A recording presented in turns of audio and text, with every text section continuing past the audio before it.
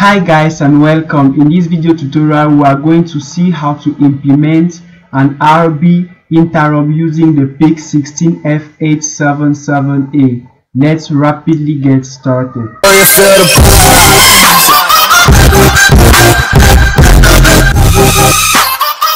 Generally, interrupt service routines are used to execute urgent tasks, which means if a program is running on the microcontroller and an interrupt occurs, the microcontroller is going to stop whatsoever thing it is doing and execute the interrupt routine. When that is done, it's going to come back to what it was doing previously. So the general functioning of our system is simple. The microcontroller is used in this case to power up this LED, and the LED will be on, but each time we are going to press on this push button, an interrupt is going to occur and the LED is going to blink one time. When we are going to press on the second button, the LED is going to blink twice. So generally there are two main types of interrupt. There are the external interrupts and the internal interrupts. In this video, we are going to see how to use an external interrupt, and on PIC 16F877A, the external interrupts are found mainly on port B, and there are 5 external interrupt bits or pins, which are pin RB0, we have pin RB4, pin RB5, pin RB6, and lastly pin RB7. So each time we are going to press on this button, it's going to have an effect on our LED. The next thing to do is to understand the general functioning or the architecture of our microcontroller, the interrupts on our microcontroller. Here is what is given by Microelectronica, and as we can see here, it is interrupt service routine. It's actually a figure for the interrupt service routines, and we said that we are going to use our RB4 and our RB5 for the interrupt, and in order for this RB4 and RB5 to have access to our CPU, there are a couple of switches that has to be closed. For example, for RB4 we have this switch, we have this other switch, and we have this other switch, which are in series. For RB4 interrupt to occur, all of these switches should be closed. So the first thing we are going to do is simply to close the general interrupt enable bit. We have here general interrupt enable bit. After the general interrupt enable bit has been closed, the next thing to do will be to close the RBIE, because this bit is also in series. And when that is done, every time this bit will be closed, it means our interrupt is going to have access to our CPU, which means the CPU is going to stop everything it's doing and execute the interrupt before it comes back. Let's move to the datasheet to understand more. Actually, it is the incon register which controls interrupt on the PIC microcontroller 877A. And as we can see, it is an 8-bit register which starts from 0 to 7, and bit 7 is the general or global interrupt enable bit. Whatsoever the interrupt we have to use, we need to set this to 1 in order to enable all unmasked interrupts, because as we can see here, this is it, and for all of the different interrupts that can possibly occur, they must pass through this. And when that has been done, the next thing, as we explained here, to close the RBIE, it means in our microcontroller we are going to go to the register incon.rbie and set this to 1, because here it says when it is 1, it enables the RB port change interrupt. When the RB port change interrupt has been enabled, it means every time this RB4 or RB5 is going to be closed here or receive a signal, our signal is going to reach the CPU and the interrupt is going to occur. Now the next thing will be the RBIF bit. As we can see here, we have our bit 0, which is the RBIF bit, and it said that it's RB port change interrupt flag bit. And here the datasheet tells us that at least one of the RB7 through RB4 pins change state. A mismatch condition will continue to set the bit. Reading port B will end the mismatch condition and allow bit to be cleared.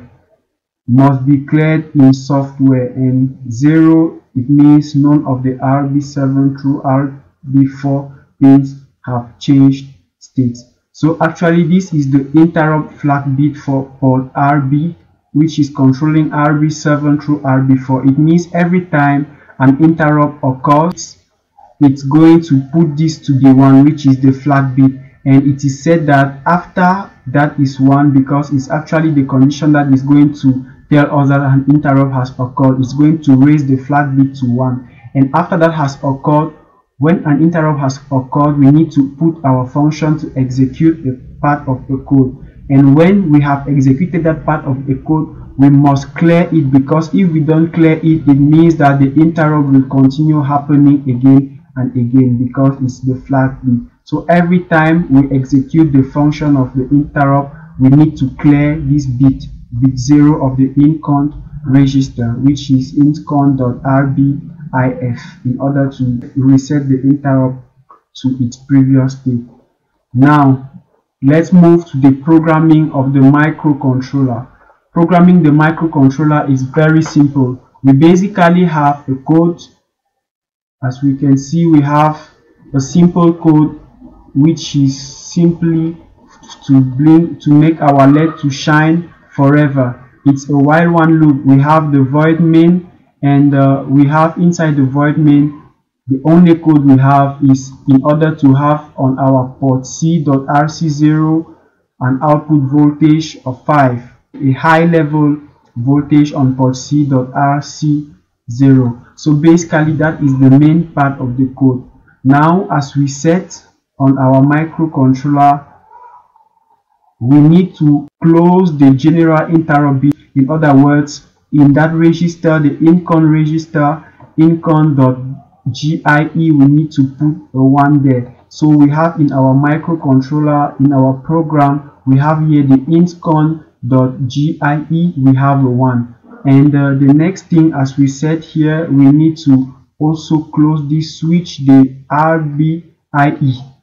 incon.rbie, we have our incon.rbie is 1, and this is simply in order to configure our port C to be the output. The next thing to do now is to program our interrupt such that each time we are going to press on the push button, interruption is going to occur and our microcontroller is going to execute a certain function. And generally the function is always named as interrupt. So every time an interrupt occurs on the microcontroller, the function interrupt is called and executed. Now, when the function interrupt is called, if the microcontroller is executing its task and the function interrupt is called, we need to check if the interrupt is the incon BIF, because as we said, there are many interrupts on the big microcontroller 16F877. So we need to know if we have this flag bit, if the flag bit is that of port B, because the flag bit can be something else. It can be the flag bit of the timer 0, for example. So we need to check if it is the flag bit of port B, and therefore when we have done that, when the interrupt is called and if the flag bit is also 1, the flag bit of incon, what we need to check also is we need to check if, because having a flag bit 1 means that the interrupt is actually coming either from RB4 or RB5 or RB6 or even RB7. So the next thing we need to do is to check if actually it is from RB4, if this is from where the interrupt is coming. So to do that, we simply check if port B is equal to 0, port B.RB4. Why? Simply because in our Proteus design, when we press on the push button, it's going to connect port RB4 to the ground, and that's the same for RB5. Therefore, if all of those conditions are satisfied and RB4 is set to 0, is to the ground, what we need to do is simply on port C.RC0, which means on our LED signal, we just send a low voltage and delay for 100 milliseconds. When that is done, it's going to check if port B2 is 0. So actually this and this, they are almost the same, because having this, not of this simply means if it is equal to 0. So when it has executed the first part, it's going to reach here and pin RB5 will not be pressed at that moment. So what we need to do now is to simply put down the flag bit incount.rbif as we said, because if we don't put it to below, the microcontroller is going to consider that every time it's going to come back to the code, it's going to consider that an interrupt has occurred again and will be turning around this interrupt function. Therefore, every time an interrupt has occurred and we have executed the function, the interrupt function, we need to set the flag bit to 0. The next thing, or the next possibility, is if the second push button is pressed, and if that is done, what is going to happen is actually almost the same. If we press on the second push button, which means we are going to set this pin RB5 to 0. RB5 to 0. And if we set RB5 to 0, an interrupt is going to occur. And when the interrupt occurs, we need to check. When the interrupt occurs, it means our microcontroller, the CPU, is going to execute this function interrupt, and it's going to check. It's going to come here and check, but it's going to check if it is the incount.rbif, and actually this condition will be satisfied. It's true because the interruption is coming from port B.RB5, which means it's actually an RB interrupt. Therefore, this will be true, and it's going to check if it's RB4, and the answer will be no, and it's going to move on and check if the interrupt actually comes from RB5, and it will be yes. When we are there, we just simply execute a simple code. Port C.RC0, we put a 0 there, we delay for 100 milliseconds, we put again a high level of voltage, and we delay for 100 milliseconds. We put a low level of voltage, we delay for 100 milliseconds, and after that we clear the incount.bif, which is the flag bit of the RB port. When the flag bit has been cleared, the program will return back to the main function and execute the main function, and it will be essentially putting a high level of voltage on port C.RC0. We can now simulate the program we have written. And when we simulate, we have here only blue writings and green. So it means there is no problem, there are no errors. It means we can now simulate our program using Proteus. To do that, we simply go to the schematic and we download our program. We go to the source and we simply load our program, and we press on run. As we can see, as we have pressed run, our LED is shining. But now if we press on the first push button, it's going to blink once and it's going to come back to its initial position. But if we press on the second push button, it's going to blink twice and come back again to its rest position. Thank you very much for watching. If you like the video, please don't forget to share, subscribe, and hit the notification bell in order not to miss our next videos. If you have any question or any doubt, we will be pleased to see them in the comment section.